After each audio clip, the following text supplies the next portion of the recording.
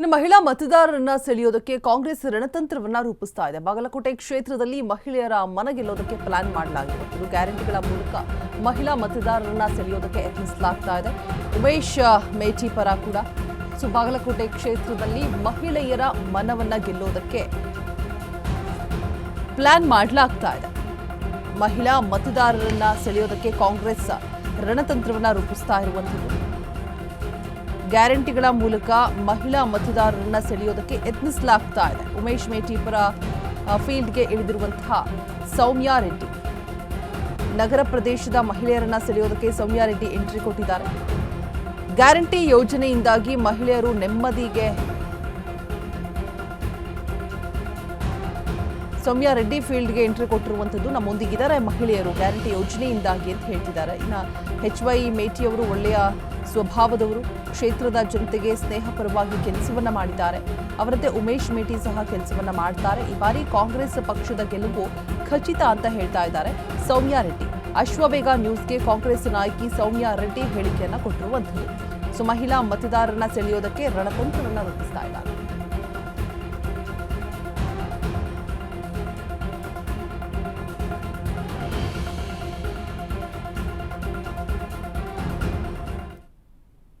ಹಿನ್ನೆಲೆ ಕಾಂಗ್ರೆಸ್ ಪಕ್ಷದಿಂದ ಒಂದು ಬಿರುಸಿನ ಪ್ರಚಾರ ಮಾಡ್ತಿದ್ದಾರೆ.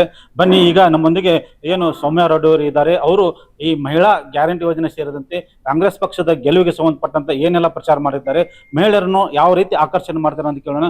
ಮೇಡಮ್ ನಮಸ್ಕಾರ. ಈಗ ಬಾಗಲಕೋಟೆ ಉಪಚುನಾವಣೆ ಕಾವು ತೀವ್ರ ಸ್ವರ ಪಡೆದುಕೊಳ್ತಿದೆ. ನೀವೆಲ್ಲ ಮಹಿಳೆಯರ ಆಕರ್ಷಣೆ ಆಗುವಂಗೆ ಯಾವ ರೀತಿ ಒಂದು ಪ್ರಚಾರ ಮಾಡ್ತಿದ್ರೆ ಸರ್? ನಾವು ಪ್ರಚಾರಕ್ಕೆ ಹೋಗ್ತಿದೀವೋ ಮಹಿಳೆಯರ ಮುಖದಲ್ಲಿ ಒಂದು ಕಳೆ ಇದೆ. ಹೇಳ್ತಿದ್ದಾರೆ, ನಾವು 3 ವರ್ಷದಿಂದ ನಮ್ಮ ಸರ್ಕಾರ, ಕಾಂಗ್ರೆಸ್ ಸರ್ಕಾರ ವಿಶೇಷವಾಗಿ ಮಹಿಳೆಯರಿಗೆ ಬಹಳ ಸಹಾಯ ಮಾಡ್ತಿದ್ದೀರಿ. ನಮಗೆ ಶಕ್ತಿ ಯೋಜನೆ ಇರ್ಬೋದು, ನಾವೀಗ ಸ್ವಾಭಿಮಾನದಿಂದ ನಾವು ಬಸ್ ಹತ್ಕೊಂಡು ಗುಡಿಗೆ ಹೋಗ್ತಿದೀವಿ, ತವ್ರ ಮನೆಗೆ ಹೋಗ್ತಿದೀವಿ, ಕೆಲ್ಸಕ್ಕೆ ಹೋಗ್ತಿದೀವಿ, ಆಸ್ಪತ್ರೆಗೆ ಹೋಗ್ತಿದೀವಿ.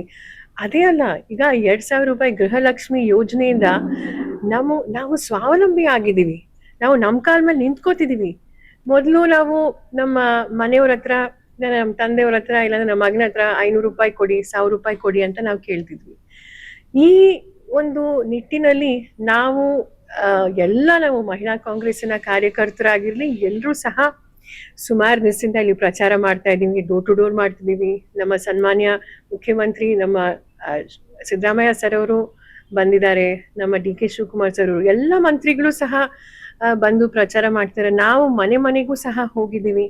ಮತ್ತೆ ವಿಶೇಷವಾಗಿ ಇಲ್ಲಿ ಬಾಗಲಕೋಟೆ ಎಲೆಕ್ಷನ್ ನೋಡಿ, 3 ವರ್ಷ ಹಿಂದೆ ಜನರು ನಮ್ಮ ಸನ್ಮಾನ್ಯ ದಿವಂಗತ HY ಮೇಟಿ ಸರ್ಗೆ ಆಶೀರ್ವಾದ ಮಾಡಿದ್ರು. ಅವರು ನಿಜವಾಗ್ಲೂ ಒಬ್ಬ ಬಹಳ ಸರಳ ಸಜ್ಜನ ವ್ಯಕ್ತಿ. ಯಾರನ್ನ ಸಿಕ್ಕರೂ ಸಹ ಬಹಳ ಪ್ರೀತಿ ವಿಶ್ವಾಸನ ಮಾತಾಡಿಸ್ತಿದ್ರು. ಬಹಳ ಬಾರಿ ಶಾಸಕರಾಗಿದ್ರು, ಬಹಳ ಬಾರಿ ಮಂತ್ರಿ ಆಗಿದ್ರು. ಮತ್ತೆ ಸರಳ ಸಜ್ಜನ ವ್ಯಕ್ತಿ. ಅವರು ನಿಜವಾಗ್ಲೂ ಒಂದು ಸಭೆಯಲ್ಲಿ ಮಾತಾಡಿದಾಗ ನಿನ್ನೆ ಕಣ್ಣೀರ್ ಬಂತು ಎಲ್ರಿಗೂ. ಹಾಗಾಗಿ ಈ ಎಲೆಕ್ಷನ್ ಜನರಿಗೆ ಗೊತ್ತಿದೆ. ಯಾಕಂದ್ರೆ BJPಗೆ ಮತ ಕೇಳಕ್ಕೆ ಏನು ಇಲ್ಲ.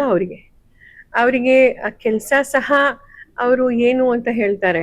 ಮತ್ತೆ ಅವರು ಒಂದೇ ಜಾತಿ ಧರ್ಮ ಅದನ್ನ ವಿಷಬೀಜವನ್ನ ಬಿತ್ತೋದು.